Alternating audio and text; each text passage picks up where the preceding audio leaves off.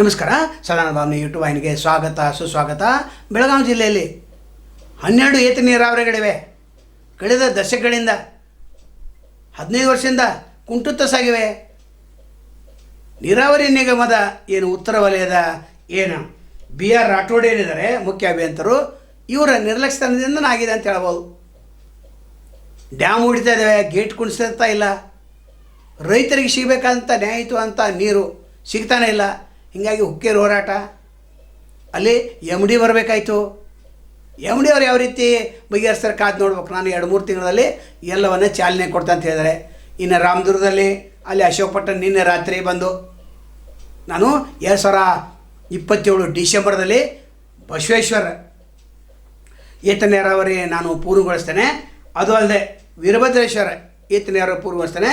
ಬಸವೇಶ್ವರ ಸಾಲಾಪುರ ಬಸವೇಶ್ವರ ಏತ ನೀರಾವರಿನ ಮಾರ್ಚ್ 2027ರವರೆಗೆ ನಾನು ಮುಗಿಸ್ಕೊಡ್ತೇನೆ ಅಂತ ಹೇಳಿದ ನಂತರ ಧರಣಿ ಸತ್ಯಾಗ್ರಹವನ್ನು ಕೈ ಬಿಡಲಾಯಿತು.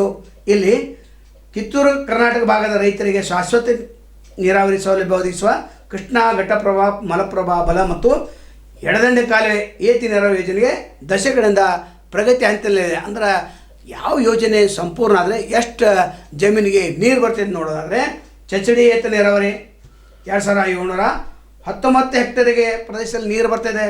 ನಂತರ ವೀರಭದ್ರೇಶ್ವರ ಈಗಾಗಲೇ ಹೇಳಿದೆ 15,567 ಹೆಕ್ಟೇರಿಗೆ.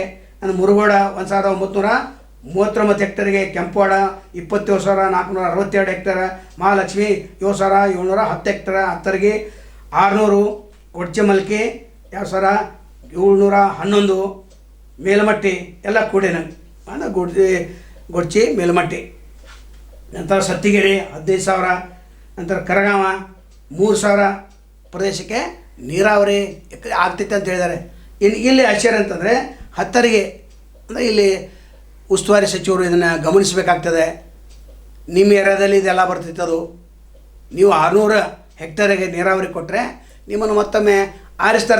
ಅದು ಅಲ್ಲದೆ ಕರ್ನಾಟಕ ನೀರಾವರಿ ನಿಗಮದ ಉತ್ತರ ವಲಯದ ವ್ಯಾಪ್ತಿಯಲ್ಲಿ ಮಧ್ಯಮ, ಬೃಹತ್, ಸಣ್ಣ ಮತ್ತು ಏತ ನೀರಾವರಿ ಯೋಜನೆ ಕೃಷ್ಣಾ ಘಟ್ಟಪ್ರಭಾ ಮತ್ತು ಮಲಪ್ರಭಾ ನದಿ ಕಣಿವೆಗಳನ್ನು ಅವಲಂಬಿಸಿದೆ. ಅವುಗಳಲ್ಲಿ ಹಿಡಕಲ್ ಜಲಾಶಯ ಮತ್ತು ನವೀಕೃತ ಮಲಪ್ರಭಾ ಕಾಲುವೆಗಳು ಲಕ್ಷಾಂತರ ಎಕರೆ ಕೃಷಿ ಭೂಮಿಗೆ ಮತ್ತು ಕುಡಿಯುವ ನೀರಿಗೆ ಆಧಾರ ಸ್ತಂಭವಾಗಿ. ಅದರ ಹಿಡಕಲ್ ಜಲಾಶಯದಿಂದ ಧಾರವಾಡಕ್ಕೆ ಉದ್ಯೋಗಪತಿಗಳಿಗೆ ಅಲ್ಲಿ ನೀರು ಕೊಡ್ತಾ ಇದ್ದಾರೆ. ಅದು ಕೂಡ ದೊಡ್ಡ ಸಮಸ್ಯೆಯಾಗಿ ಕಾಡುವಂಥ ಒಂದು ವಿಚಾರ ಇದೆ. ಯಾಕಂದರೆ ಡಿ ಕೆ ಶಿವಕುಮಾರ್ ಮುಖ್ಯಮಂತ್ರಿ ಆದ ನಂತರ ಅವರೇ ಈ ಯೋಜನೆಗೆ ಚಾಲನೆ ಕೊಟ್ಟಿದ್ದಾರೆ. ರೈತರು ಯಾವ ರೀತಿ ಪ್ರತಿಕ್ರಿಯೆ ನೋಡ್ತಾರೆ ಕಾದು ನೋಡಬೇಕು. ಚಚಡಿ, ವೀರಭದ್ರೇಶ್ವರ, ಮುರುಗೋಡ, ಕೆಂಪುವಾಡ, ಗೊಡ್ಚಿಮಲ್ಕಿ, ಮೇಲ್ಮಟ್ಟಿ, ಸತ್ತಿಗಿರಿ, ಕರಗಾವ, ಶಂಕರಲಿಂಗಶ್ರೀ, ಅಡವಿಸಿದ್ದೇಶ್ವರ, ವೆಂಕಟೇಶ್ವರ ಹೀಗೆ 12ಕ್ಕೂ ಅಧಿಕ ನೀರಾವರಿ ಯೋಜನೆಗೆ ಹಣ ಸಿಗಬೇಕಾಗಿದೆ. ಇನ್ನು ಭೂಸ್ವಾಧೀನ ಪ್ರಕ್ರಿಯೆಯಲ್ಲಿ ನಮಗೆ ಭಾಳ ವಿಳಂಬ ಆಗ್ತಾಯಿದೆ. ಬಸವೇಶ್ವರ ಯೋಜನೆ ಸ್ಥಗಿತಗೊಂಡಿದೆ ಅಂತ ಹೇಳ್ತಾರೆ. ಹೀಗೆ ವಿವಿಧ ಕೆಲಸಗಳನ್ನು ನೋಡಿ, ವಿವಿಧ ಕಾಮಗಾರಿಗಳಿಗೆ ಹಣಕಾಸಿನ ಕೊರತೆ ಕೂಡ ಇದೆ. ಇಲ್ಲಿ ಸಂಪುಟ ಸಭೆಯಲ್ಲಿ ನಿರ್ಣಯ ಆಗಬೇಕು. 2,000 3,000 ಅಂತಂದರೆ ಇಲ್ಲಿ ಸಂಪುಟ ಸಭೆಯಲ್ಲಿ ಅನುಮೋದನೆ ನೀಡಬೇಕು. ಹಣಕಾಸಿನ ಇಲಾಖೆ ಅದನ್ನು ಮಾಡಬೇಕು. ನಂತರನೇ ಇಲ್ಲಿ ನೀರು ಬರೋದು.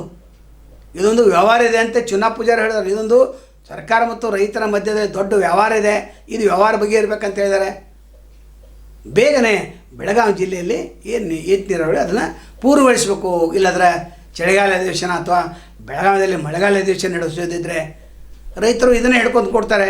ಆವಾಗ ಸರ್ಕಾರಕ್ಕೆ ಮತ್ತೆ ಕಂಟಕ ಪ್ರಾರಂಭ ಆಗ್ತದೆ. ಡಿ ಕೆ ಶಿವಕುಮಾರ್ ಮುಖ್ಯಮಂತ್ರಿ ಆದರೆ ಅವರಿಗೆ ಹೊಸ ಒಂದು ರೈತರ ಸಮಸ್ಯೆಯನ್ನು ಎದುರಿಸಲಿಕ್ಕೆ ಒಂದು ತಾಕತ್ತು ಬೇಕಾಗ್ತದೆ. ಯಾಕಂದರೆ ಬೆಳಗಾವಿ ಜಿಲ್ಲೆ ರೈತರು ರೋಷ್ ಹೋಗಿದ್ದಾರೆ.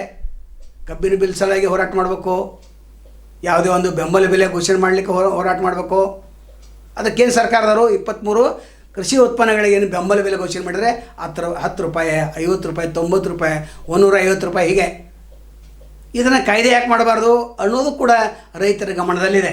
ಒಟ್ಟಾರೆ ರಾಮದುರ್ಗ ತಾಲೂಕಿನ ರೈತರಿಗೆ ನೀರು ಹರಿಸಲು ಸಾಲಹಳ್ಳಿ ಬಳಿ ಅನುಷ್ಠಾನಗೊಳ್ಳುತ್ತಿರುವಂಥ ವೀರಭದ್ರೇಶ್ವರ ಯೋಜನೆ ವರ್ಷಗಳಿಂದ ಪ್ರಗತಿ ಹಂತದಲ್ಲೇ ಉಳಿದೆ. ಆದರೆ ಇಲ್ಲಿವರೆಗೆ ಕಾಲುವೆಗಳಿಗೆ ನೀರು ಹರಿದಿಲ್ಲ. ಸತ್ತಿಗೆರೆ, ಬೈಲಹೊಂಗಲ, ಗೋಕಾಕ ತಾಲೂಕಿನ 6,000ಕ್ಕೂ ಅಧಿಕ ಎಕರೆ ಪ್ರದೇಶಗಳಿಗೆ ಅನುಕೂಲ ಕಲ್ಪಿಸುವ ಚಚಡಿ, ಸತ್ತಿಗೆರೆ ಏತ ನೀರಾವರಿ ಕಾರ್ಯರೂಪಕ್ಕೆ ಬಂದಿಲ್ಲ.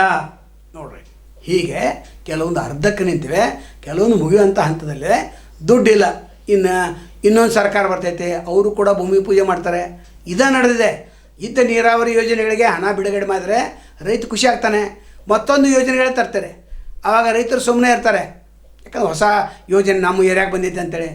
ಆದರೆ ಹಿಂದಿನ ಗ್ರಾಮಗಳಲ್ಲಿ, ಹಿಂದಿನ ತಾಲೂಕುಗಳಲ್ಲಿ ಅನೇಕ ಯೋಜನೆಗಳು ಸ್ಥಗಿತಗೊಂಡಿವೆ. ಅಲ್ಲಿ MLAಗಳು ಕೂಡ ನಿಷ್ಕ್ರಿಯಾಗಿದ್ದಾರೆ.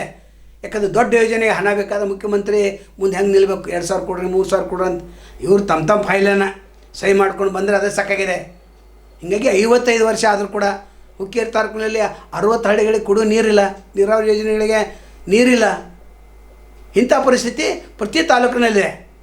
ನಾವು ಹೊಸಗೆ ಆಗುವಂಥ ಮುಖ್ಯಮಂತ್ರಿ ನಾವೇನು ಕೇಳ್ಕೊತೇವೆ, ನೀವು ನೀರಾವರಿ ಯೋಜನೆಗಳಿಗೆ ಪ್ರಥಮ ಆದ್ಯತೆಯನ್ನು ಕೊಡಬೇಕಂತ.